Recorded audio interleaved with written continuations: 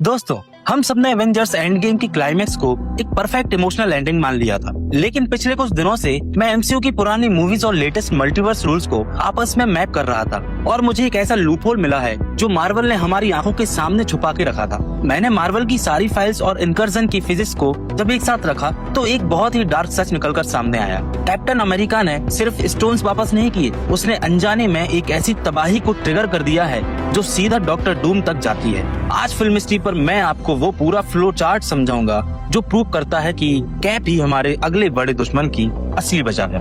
तो चलिए सबसे पहले बेसिक्स पर आते हैं। Doctor strange in the multiverse of madness में हमें एक टर्म सिखाया गया था, इनकर्जन। रीड रिचर्ड्स ने साफ कहा था कि जब कोई एक पर्सन किसी दूसरे यूनिवर्स में बहुत ज्यादा फुटप्रिंट छोड़ देता है या वहाँ बहुत लंबे समय तक रहता है तो रियलिटी अनस्टेबल हो जाती है। दो यूनिवर्स आपस में टकराने लगते हैं और रिजल्ट दोनों यूनिवर्स का टोटल एनिहिलेशन। अब जरा सोचो, एंड गेम के एंड में स्टीव रॉजर्स स्टोन्स वापस करने गए, लेकिन कहते हैं कि स्टोन्स रखते ही वो टाइमलाइन सेफ हो गई। पर क्या स्टीव सेफ था? स्टीव ने वहाँ रुकने का फैसला किया। वो एक दो दिन की छुट्टी पर नहीं गया था, वो वहाँ 1945 से लेकर 2023 तक यानी लगभग 78 साल उस अल्टर्ड टाइमलाइन में रहा। मैंने जब मार्वल के रूल्स ऑफ टाइम ट्रेवल को रीस्टडी किया तो एक बहुत बड़ा कॉन्ट्रडिक्शन मिला। एंशिएंट वन ने कहा था कि स्टोन्स को हटाने से डार्कनेस आती है, पर स्ट्रेंज ने कहा कि आपका होना ही खतरा है। स्टीव रॉजर्स उस टाइमलाइन के लिए एक फॉरेन एंटिटी था। उसने वहाँ शादी की, शायद उसके बच्चे भी हुए। उसने उस दुनिया की हिस्ट्री बदली हो।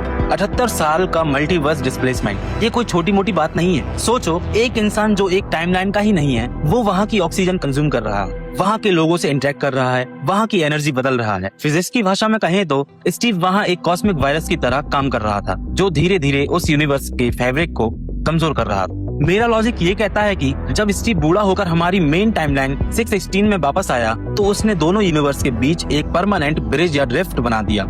इमेजिन करो, एक कपड़ा है जिसे दो जगह से खींचा गया हो, वो बीच से फटने लगता है। स्टीव ने वही होल किया है मल्टीवर्स। लोग कहते हैं कि स्टीव ने पीस चुना, मैं कहता हूँ स्टीव ने अपना सुकून तो पा लिया, पर पीछे एक ऐसा यूनिवर्सल वॉर्म छोड़ आया जिसका टाइमर अब टिक टिक कर रहा है। ये इनकर्जन तुरंत नहीं होता, इसमें वक्त लगता है और वही वक्त अब खत्म हो रहा है। हम जो एवेंजर्स डूम्सडे में तबाही देखने वाले हैं उसकी बुनियाद वही 1945 का डांस है जो स्टीव ने पैगी के साथ किया था। स्टीव ने स्टोन्स तो वापस कर दिए, पर उसने जो रियलिटी रब किया है ना, उसका हर्जाना अब पूरे मल्टीवर्स को भुगतना पड़ेगा। कैप्टन अमेरिका जो हमेशा सैक्रिफाइस की बातें करता था, उसने अनजाने में अपनी खुशी के लिए ट्रिलियन लाइव्स को खतरे में डाल दिया है। और ये मैं नहीं, मार्वल के खुद के रूल्स कह रहे हैं। अब आते हैं उस मुद्दे पर जिसने पूरी दुनिया को हिलाकर रख दिया है, Robert Downey Junior as Victor Von Doom. लोग कह रहे हैं कि मार्वल के पास कोई ऑप्शन नहीं था तो उन्होंने पुराने चेहरे को बुला लिया, पर फिल्म हिस्ट्री पर मेरी रिसर्च कुछ और ही कहती है। ये कोई लेजी कास्टिंग नहीं है, ये एक मास्टर प्लान है जो सीधा स्टीव रॉजर्स से जुड़ा है। सोचो, जब स्टीव उस दूसरी टाइमलाइन में गया और 78 साल वहाँ रहा तो वहाँ की इवेंट्स का क्या हुआ? मैंने इसके पहले आपको बताया है कि स्टीव का वहाँ होना एक इनकर्जन को ट्रिगर कर रहा था। अब मेरी थ्योरी सुनिए। स्टीव के उस यूनिवर्स में आने की वजह से वहाँ की सैक्रिफाइस प्ले ही बदल गई। मेरा मानना है कि स्टीव ने जिस टाइमलाइन में पैगी के साथ अपनी जिंदगी बिताई, वहाँ का टोनी स्टार्क कभी वो आयरन मैन नहीं बन पाया जिसे हम जानते हैं, क्योंकि वहाँ स्टीव रॉजर्स पहले से मौजूद था। एक ऐसा कैप्टन अमेरिका जो रिटायर हो चुका था, जो फ्यूचर जानता था। स्टीव ने शायद अनजाने में वहाँ की इवेंट्स को अल्टर कर दिया, और जब स्टीव की वजह से उस यूनिवर्स में इनकर्जन शुरू हुआ, जब वहाँ की धरती फटने लगी और आसमान लाल हो गया, तो उस यूनिवर्स के टोनी स्टार्क ने अपनी आंखों के सामने सब कुछ तबाह होते देखा। इमेजिन करो उस टोनी स्टार्क का दर्द। उसका जीनियस दिमाग ये समझ गया कि उसकी दुनिया किसी बाहर वाले की वजह से खत्म हो रही है। उसने देखा कि एक पर्सन यानी स्टीव की वजह से उसकी अपनों की जाने गई। वही गुस्सा, वही पेन और वही प्रोटेक्टिव इंस्टिंक्ट जो हमारे टोनी के पास था, वो उस यूनिवर्स में डार्कनेस में बदल गया। उसने टेक्नोलॉजी छोड़कर मैजिक और साइंस का सहारा लिया ताकि वो अपने बचे कुचे यूनिवर्स को बचा सके। ये वेरिएंट टोनी स्टार्क नहीं रहा, ये बन गया विक्टर वॉन डूम। उसने अपना चेहरा मुखौटे के पीछे छुपा लिया क्योंकि वो उस हीरो के चेहरे से नफरत करने लगा था जो अपनी दुनिया को बचा नहीं पाया। जब आरडीजे स्टेज पर आए और उन्होंने कहा, New mask, What's that? same task. New mask same task. तो उसका मतलब समझ रहे हो? टास्क वही है, दुनिया को बचाना, पर इस बार डूम का तरीका अलग है। वो हमारे 616 यूनिवर्स को दुश्मन मानता है क्योंकि वहाँ के स्टीव रॉजर्स ने उसकी दुनिया को इनकर्जन का तोहफा दिया था।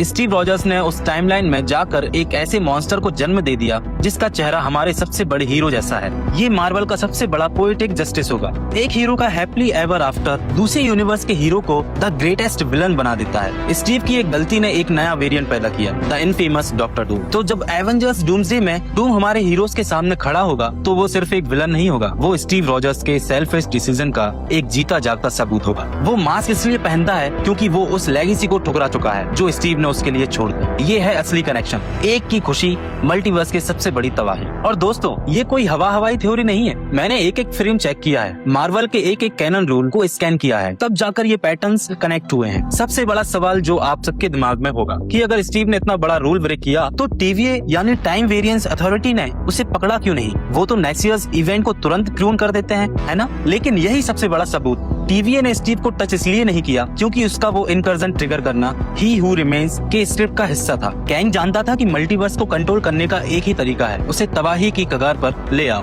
ताकि बाद में कोई उसे सेव करने के नाम पर राज कर सके। स्टीव रॉजर्स वो फर्स्ट डोमिनो था जिसे गिरने दिया गया। अब पैटर्न देखिए, फेज 4 शुरू होते ही हमें बार बार क्या दिखाया गया? लोकी में टाइमलाइंस का टूटना और स्पाइडरमैन नो वे होम में यूनिवर्स का मिक्स होना और मल्टीवर्स ऑफ मैडनेस में सीधा इनकर्जन का नाम लेना। ये सब पॉइंट्स एक ही तरफ इशारा कर रहे हैं कि रियलिटी अनस्टेबल हो चुकी है। और ये अनस्टेबिलिटी तब शुरू हुई जब एक प्राइम एवेंजर ने टाइमलाइन के साथ छेड़छाड़ की। मैंने जब डॉक्टर स्ट्रेंज 2 के पोस्ट क्रेडिट सीन को एनालाइज किया जहाँ क्लियर आती है और कहती है यू कॉज्ड एन इनकर्जन, तो लोग समझे वो स्ट्रेंज की बात कर रही है। पर सोचो, क्या पता वो उस इवेंट की बात कर रही हो जो स्टीव के रिटायरमेंट से शुरू हुआ। ये सब हमें बैटल वर्ल्ड की तरफ ले जा रहा है। मार्वल पिछले 5 सालों से हमें डूम्सडे के लिए प्रिपेयर कर रहा था। उन्होंने जानबूझकर स्टीव को वो हैप्पी एंडिंग दी ताकि हम इमोशनल हो जाएं और उस लॉजिक को इग्नोर कर दें जो हमारी आंखों के सामने था। वो पुराना नियम याद है, the will always comes due. Steve ने जो कर्ज लिया था उसकी किस्त अब पूरा मल्टीवर्स चुकाएगा। मैंने जो फ्लो चार्ट बनाया है उससे साफ दिखता है स्टीव का स्टे,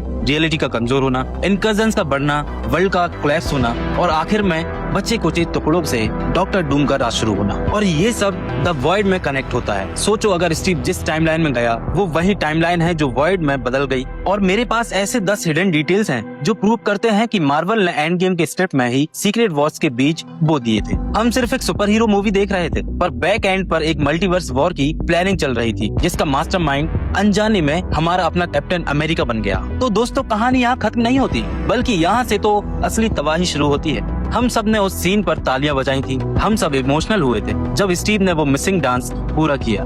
पर आज की मेरी इस डीप डाइव रिसर्च के बाद क्या आप उस सीन को पहले की तरह देख पाओगे?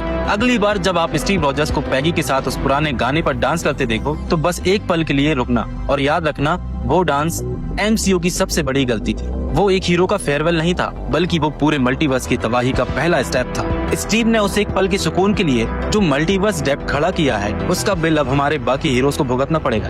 मैंने सारे सबूत, सारे लॉजिक और सारी पैटर्न्स आपके सामने रख दिए हैं। कैप्टन अमेरिका ने अनजाने में एक ऐसी चेन रिएक्शन शुरू कर दी है जो सीधा बैटल वर्ल्ड पर जाकर रुकेगी। एक हीरो का एंड दूसरे वेरिएंट के बिगिनिंग की वजह बन गया। रॉबर्ट डाउनी जूनियर का वो मुखौटा असल में स्टीव रॉजर्स के उसी अधूरे वादे और उसी सेल्फिश डिसीजन का नतीजा है। मैंने जब से ये डॉट्स कनेक्ट किए हैं ना, मेरा MCU देखने का नजरिया ही बदल गया है। हम जिसे पीस समझ रहे थे वो असल में साइलेंस बिफोर द स्टॉर्म, और वो स्टॉर्म आ रहा है एवेंजर्स डूम्सडे के रूप। और अगर मेरी ये रिसर्च और ये लॉजिक आपको वैलिड लगती है ना, अगर आपको भी लगता है कि कैप की वो एक गलती अब सब पर भारी पड़ने वाली है, तो इस वीडियो को हर उस मार्वल फैन तक पहुंचाओ जो अभी भी हैप्पी एंडिंग के भरोसे बैठा है। आपका क्या सोचना है? क्या स्टीव रॉजर्स को पता था कि वो क्या कर रहा है, या वो भी सिर्फ किस्मत के हाथों एक प्यादा था? मुझे कमेंट्स में अपने थॉट्स जरूर बताना, मैं हर एक कमेंट पढ़ूंगा। और हाँ, सब्सक्राइब कर लीजिए फिल्मिस्ट्री को, क्योंकि यहाँ हम सिर्फ मूवीज नहीं देखते, उनके पीछे छुपे गहरे राज ढूंढते हैं। मिलते हैं अगले ब्रेकडाउन में, तब तक के लिए